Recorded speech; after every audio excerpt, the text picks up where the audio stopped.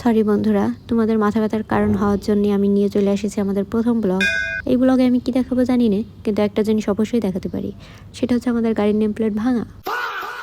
যাই হোক, তোমাদের ভাই সুন্দর করে গাড়ির লুকিং গ্লাস মুছে নিয়েছে, যেন নেক্সট টাইম রিক্সাওয়ালা মামারা তার গাড়ির পিছনে মেরে তার গাড়ির নেম প্লেট ভেঙে চুরে শেষ না করতে পারে। যতটুকু বাকি আছে অতটুকু তো রাখা লাগবে, তাই না? নাহলে আবার টাকা খরচ। কোনটাই টাকা। যাই হোক, আমি কনফার্ম হচ্ছিলাম কোন জায়গায় যাব। এইটা কনফার্ম হতে হতেই দেখি অলরেডি চলে আসিস আমাদের গন্তব্যে।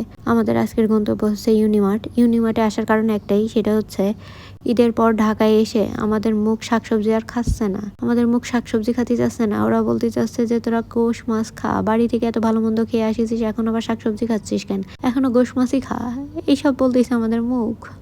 এই কারণে আর কি আমরা চলে আসিছি ইউনিমার্টে একটু মাংস কেনার জন্য, সাথে একটু দইও কিনে নিছে। এরপরে আমরা বাসার উদ্দেশ্যে রওনা দিয়েছি।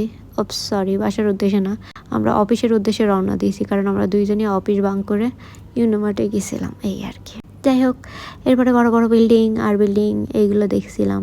দেখতে দেখতে হঠাৎ মনে হলো যে আমি একটু আমার চেহারাটা দেখি।